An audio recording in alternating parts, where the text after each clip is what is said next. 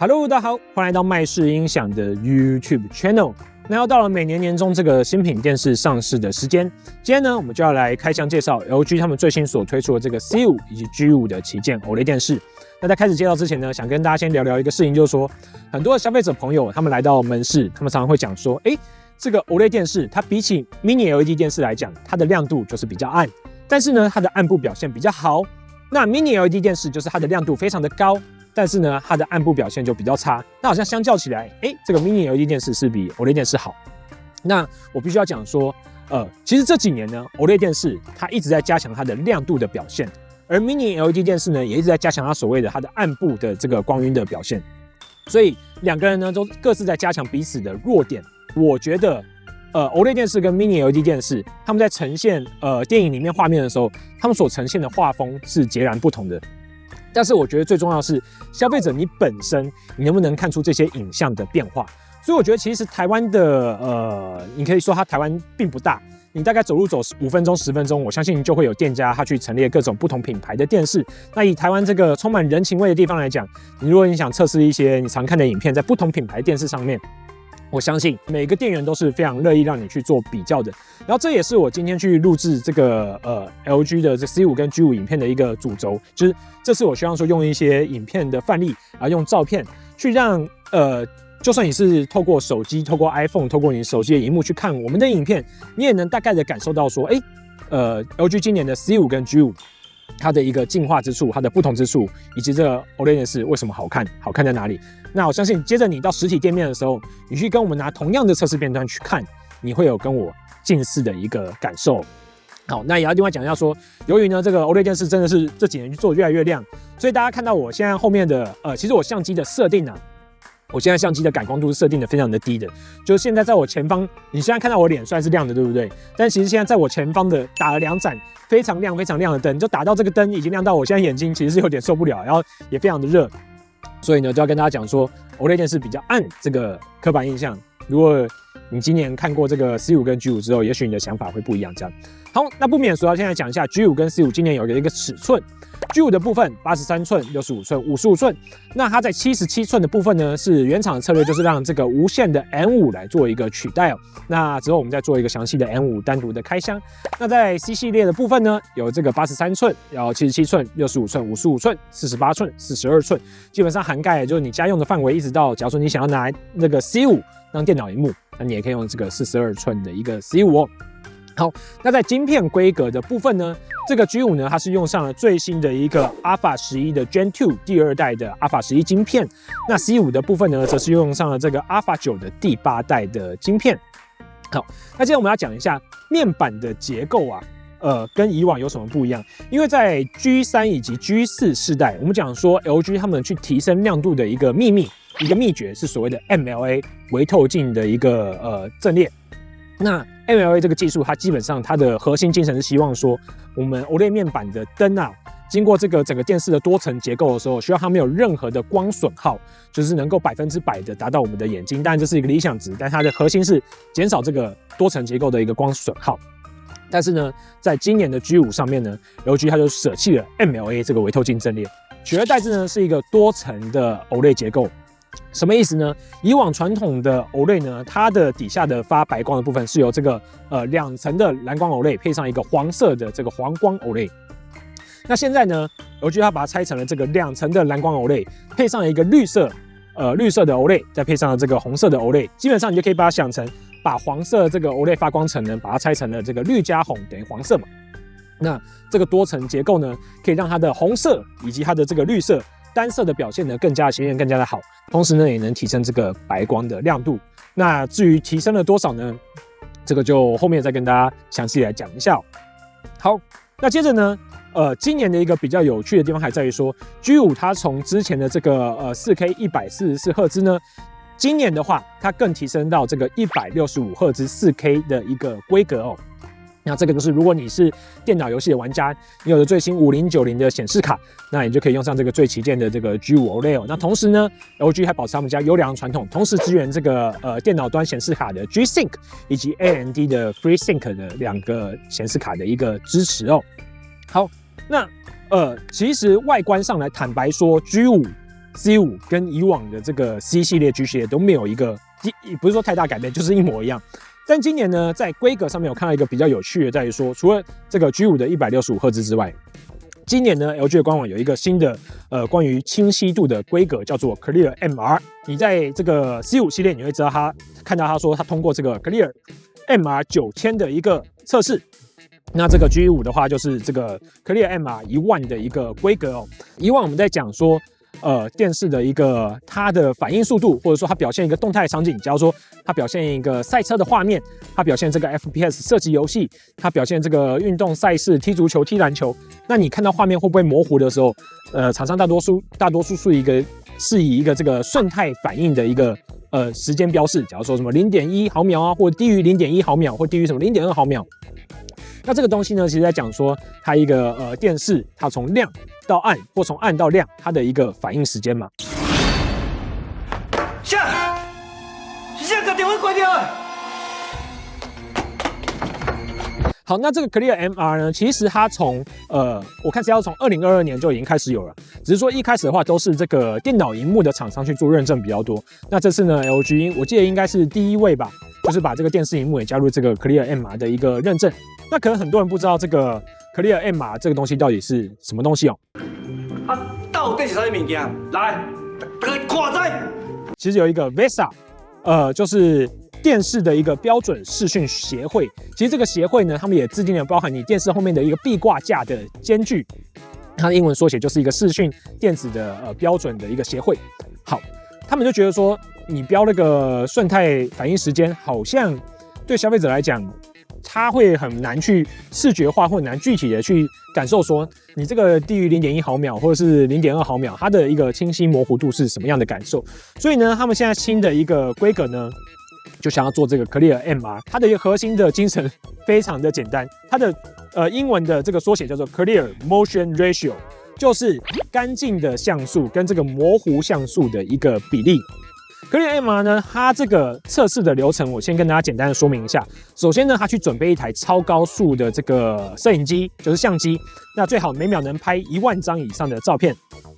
那接着呢，我们再去准备一个素材，就是我们要让这个全黑的电视萤幕中间，我们去播放一个白色的一个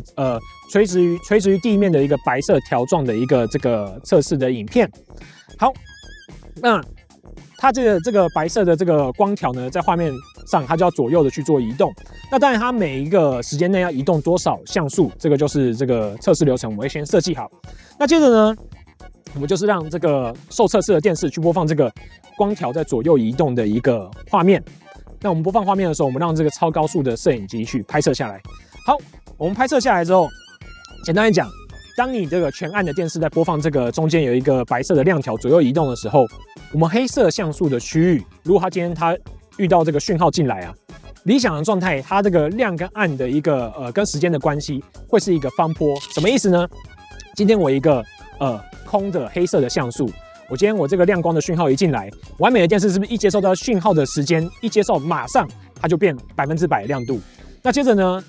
就是过一阵子之后，它要回到这个就是黑色像素的状态，它是不是马上呢就要降到这个0%的一个亮度呢？但这是完美的电视嘛，实际的电视它的一个像素，你接收到光的讯号的时候，你要发亮的时候，你是有一个也许是有一个准备时间的。那你从最亮的100%的状态，你要变暗的时候，其实你也是有一个下降的准备的时间的。那当然，VESA 协会它有给出一个标准来定义说，关于这个升跟降的这个幅度啊，就是这个像素变亮跟变暗的一个状况，怎么样叫做清晰，怎么样叫做模糊，它是有一个定义的。所以呢，我们接着可以算出这个当这个测试的影片一直在播的时候，我们就可以去测算说，那到底有多少区域的一个像素是清晰的？那有多少的像素呢是在这个模糊定义的？于是呢，我们得到清晰与模糊的这个像素的数量之后，我们就可以去算说这个 Clear MR 的一个值，什么意思呢？假设你这个清晰像素啊是模糊像素的65倍到75倍，那这个时候呢，我们便标示它这个是算是 Clear MR 7000的一个级别。那如果你的这个清晰像素啊是模糊像素的这个75到85倍，那我们就可以标示它是 Clear MR 8000的级别。好，那这个做出了这个级别之后，我觉得最重要的是， VESA 协会呢，它有给出了一个这个范例图，在讲说，如果今天你在一个动态的一个影片当中，不同的 Clear MR 的级别，它去呈现一个怎么样的画面拖影的一个表现。所以我觉得这个对消费者来讲，这个数值或这个一个规格可以更直观的去让你大概感受说，哦，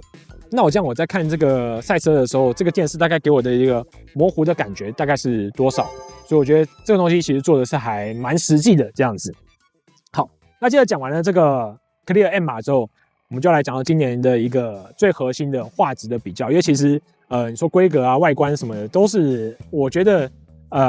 那都是账面上的东西嘛。那消费者最想知道说到底差在哪里，所以接着的环节呢，我们就会用这个照片来跟大家来做解释一下。好，那讲那么多，其实我没有跟大家讲的说，现在在我右手边呢，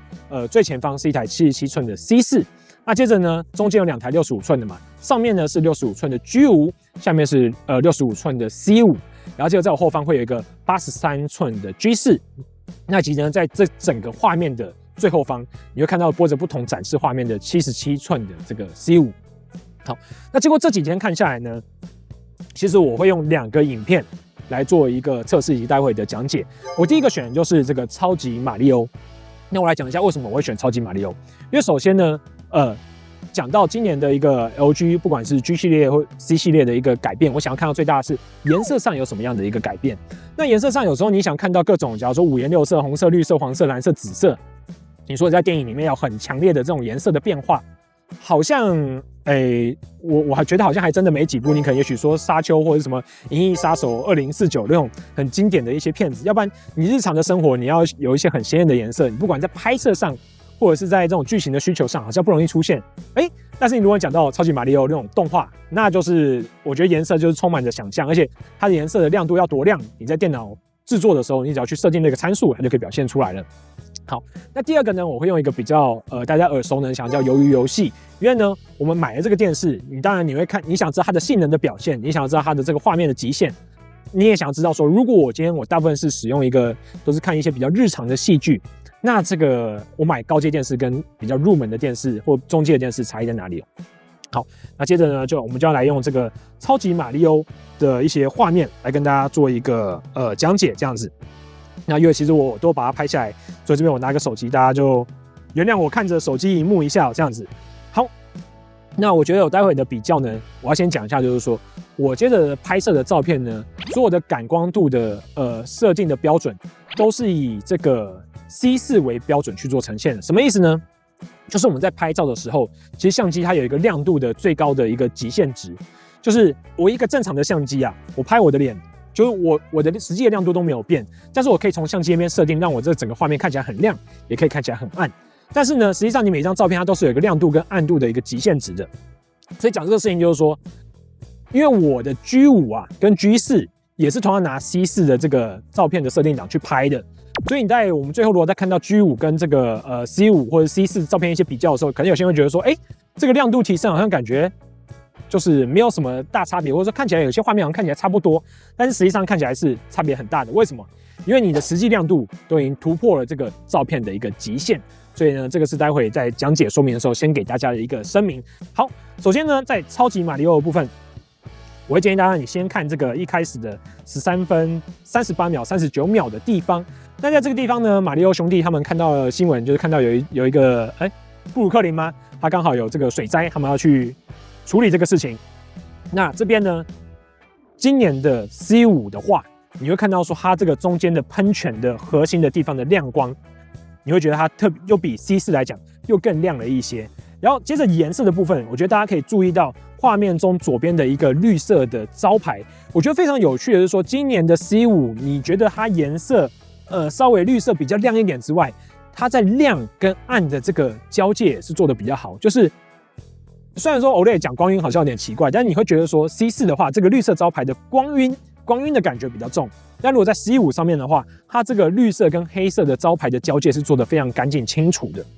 好，那这是第一个我觉得可以注意的部分，就是画面当中这个喷泉的这个白光，以及呢这个左侧绿色的招牌。那接着呢可以注意的地方是这个14分19秒，接着他们来到下水道，下水道呢有一个这个黄色非常亮黄色的一个水阀的握把。那这边呢你也会觉得说 C5 的话，它的黄色相对 C4 来讲就比较鲜艳。那接着呢是15分49秒，这个路易吉呢它的一个手电筒。那这整个片段大概10几秒的片段，我觉得你在看的时候，你就要专心看这个手电筒核心区域的一个亮度。就如果你从照片上看的话，你会发现，这个 C5 的它这个过曝亮到极限的感觉的区域，好像比起 C4 来讲，它范围比较大。那实际上就是你上面你会觉得说 ，C5 的这个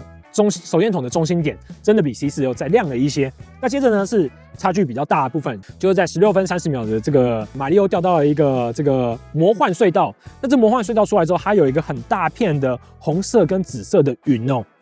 那这边 C5 的话，你就可以很明显看得到它这个云的整个紫色的感觉啊，浓郁的鲜艳的程度，做的比这个 C5 比 C4 来讲又好非常的多。好，那接着呢就来到这个17分27秒28秒部分，那就是这个来到蘑菇王国。蘑菇王国的话，这边我觉得大家主要要看的就是马里奥帽子的红色以及这个蘑菇的红色。C5 我觉得它也比 C4 来讲鲜艳了一些，所以就是在红色的部分。我觉得今年呢 C5 的表现都是有比 C4 来的鲜艳一些的。好，那下一个场景呢是18分38秒，这边呢这个蘑菇王国的士兵呢，他在跟马里奥聊天。那么这时候你可以看到这个蘑菇士兵他的背后的这个逆光的一个表现，就是阳光刺眼的那个区域啊。C5 你会觉得它比起 C4 来讲，它的那个整个亮的感觉会更刺眼。就是它在表现这种白天阳光照射的感觉的时候 ，C5 的这个是更强烈的。好，那接着来到36分56秒的地方，这边呢就是库巴他在弹钢琴，表达他对这个碧姬公主的一个爱意。那这边呢要看的话，就是紫色的这种因为它的那个宇宙的那个紫色的灯啊，打在这个库巴的身上，那你会看到 C5 的这个紫色浓郁的程度也会比 C4 来得好。所以我们刚刚看过了这个黄色，我们看过了红色，我们看过绿色，再看到紫色 ，C5 它都颜色上都会比 C4 来得更鲜艳一些。好，那接着呢，最后一个画面，我觉得看到这个42分18秒的一个蓝色精灵，就路易吉他们被关在了库巴王国里面。那这时候呢，他们有一个这个蓝色的小精灵。我觉得你在看到这个画面的时候，也很明显可以看到说，这个 C5 的它一个蓝色精灵这个中心核心的亮度的区域啊，它也比 C4 来的亮。好，所以呢，这基本上就是用这个C4 来做比较，跟 C5 的一个比较。那接着我们比较完了动画之后，我们来看比较日常向的鱿鱼游戏。首先呢，我觉得C5 跟 C4 在肤色上的表现是有一个比较大的不一样的感受的。首先呢，在这个4分20秒，就是有一个混混载着一个女生。那他跟这个警察的男主角被开单的时候，我们看两个事情，一个是这个橘头发混混他的一个肤色，如果你用 C5 看的话，你会觉得这个 C5 的颜色呢，它是比较怎么讲呢？比较亮一点，然后比较冷一点。那头发的话，你会觉得 C5 的一个橘色的头发比较浓郁。好，那接着呢，下一秒我觉得差的比较多的是这个10分48秒，就是这叫中崎勋吗？就是一个上集存活的那个男主角，他这边呢表现说他的一个，因为他长期处于一个精神压力很大，然后又熬夜，身体很不好的状态。这个如果你用 C4 看的话，你会觉得这边的脸色呢，中崎勋的脸色呢是比较苍白吗？但是如果你用 C5 看的话，你会发现，甚至你用 G5 去看，这个脸色呢是非常的一个，你说它比较黄吗？就很像你长期熬夜肝不好，这个脸色发黄的感觉，就是发黄发红。那我觉得这边的颜色的差距就非常大。那你说这个 C5 跟 C4 有没有差不多的地方？好，那这边就要讲一个事情，就是如果今天画面呢是整个大范围的大面积的一个，假如说大白天，或者是说假如说大阴天，或者整个都是白色的状态，我觉得那亮度的差异就没有到那么的大。举一个这个画面来举例，就是说15分05秒，这个警察这个男主角他准备要出海去寻找这个鱿鱼游戏的小岛，这个画面你在 C5 跟 C4 上面的一个差距呢，我觉得你现在在看的时候，就是差别是非常非常小。当然，你透过照片，我事后在看照片的时候，发现其实他们在一些这个画面中间白云的地方啊，这个 C5 的亮度还是有比较高一些。但是呢，你照片上事后看都要以我在那种修图的荧幕上面都要左看右看来回看了一下，我才感觉出来这个差异哦。那如果你在动态播放影片的时候，我觉得这部分你是感受不太到差异的这样子。那接着呢，我觉得C5跟 C4 比较不一样的地方，还有在于说这个30分17秒。我觉得呢，今年的 C5在这种亮暗处理的部分啊，30分17秒这个孔流，它在逆光下，它的暗部的这个表情啊，C5做的是比 C4更好一些的。但是呢，我必须要讲的说，你这个画面，如果你拿 G5来看，那个又是差了一个等级。就 G5在这种大逆光的环境之下，它的暗部表现，我觉得跟到达一个非常可怕的一个细致的一个程度哦。所以简单来说呢，我们刚刚来讲说这个 C5跟 C4的，我觉得用几句话来形容，就是说它在小范围的这个光点的小范围亮度的一个爆发力上面去做提升，然后颜色呢也去做一个浓郁程度的提升。所以呢，你整体上会觉得说，C5比起这个C4来讲，如果你是看一些颜色比较鲜艳的，那你感觉会差别比较大。那如果你在看一些整个大白天的场景，或者是比较一些日常像的时候，这种正常的剧情片，你可能有些场景你会觉得，可能差距相对来讲没有那么大。但我觉得如果在肤色的表现上，整个 C5 跟 G5 世代跟 C4、G4 是不一样的一个调整的逻辑哦。好，那接着呢，我们就要拿其实照理来讲，如果你真的要比较的话，是应该 G5 跟 G4 去做比较。但我觉得我们简单来讲，我刚刚那几张照片呢，我们去把 G5 的照片再拉进来看，我觉得差异最大的，我跟大家讲一个事情，就这几张照片里面，我觉得差异最大的，首先呢，在这个马里奥里面啊，这个我印象最深刻的 G5，不管是你跟 G4 比，你跟 C5 比，你这个16分30秒的红色的算是魔幻的云的那个魔幻轨道的场景嘛 ，G5 它的一个画面表现都是让人深刻的。你在看到 G5 的时候，你就觉得哇，这个颜色，因为云嘛，它是有很多这种结构纹理的。你用 G5 在看的时候，它这个纹理都表现得非常清晰，然后它的颜色的亮，那种紫色的鲜艳跟云的白色的交界，或还有橘色的交界，那都做的是非常清楚的。所以你用 G5 去看的时候，你会觉得，这个云看起来感觉非常的立体。好，然后呢，接着呢，还有一个印象很深刻的画面，就是刚刚我们讲到这个马里奥跟蘑菇士兵聊天，它有一个画面就是18分38秒的这个蘑菇士兵一转头，然后它后面有那个光照进来。如果你用 G5 看的话，你就觉得哇，这个光真的是有点像是那个圣光这样照在那个蘑菇士兵的身上，就它整个亮度的级别呢，如果你从我拍摄照片上来看，你也会发现这个 G5 一看上去，它跟 C5 就是完全不同等级碾压式的一个表现。好，那接着呢，我觉得比较明显的，以鱿鱼游戏来讲，其实它在4分20秒的一个这个混混的头发的橘色啊 ，G5 的橘色也会呈现非常鲜艳的一个差异哦。其实，在脸部表情的部分，10分48秒，这边中期勋的脸部的颜色 ，G5 呢，它也会是跟 C5 调色比较一致的，就是会呈现一个比较发红发黄的肤色。那 G4 的话，或 C4，它就呈现一个比较白的感觉。G5 更厉害，我会这么讲，就是一般我们在看脸的时候，如果你看动画片看马里奥，你用 C5，你用 C4，你用 G4 去看，你会看到一个像动画脸的表情，你可能就会觉得说它的颜色就是一张肤色的脸嘛。但是我发觉一个很可怕的事情，就是你在用 G5 去看那种尤其是脸啊，像一些那种肤色表现的时候，像马里奥，那时候我在用 G5 看的时候，我会发现原来他在做这个人物动画的时候，他脸上是有做一些类似雀斑的那种。你知道人的脸不是那么的完美，不是颜色不是均匀的嘛，它会有些红雀斑啊、斑斑点点这样。但这个事情呢，你在用 C5 或者是用 C4 或者 G4 的时候，我觉得都没有那么强烈的感受。所以我觉得 G5 更扯的是在于说，它在这种很细节的一个地方，在人物皮肤的一个细节的表现，除了颜色浓郁之外，它的细节表现是更好的。那最后呢，我要讲就是说，我觉得差异最大还有一个地方就是这个30分17秒孔流的一个亮暗对比的表现哦。那当然，我觉得 G5 的一个首先 G5 的一个白色啊，它跟 G4、C4 感受起来不太一样。今年的 G5 我觉得它的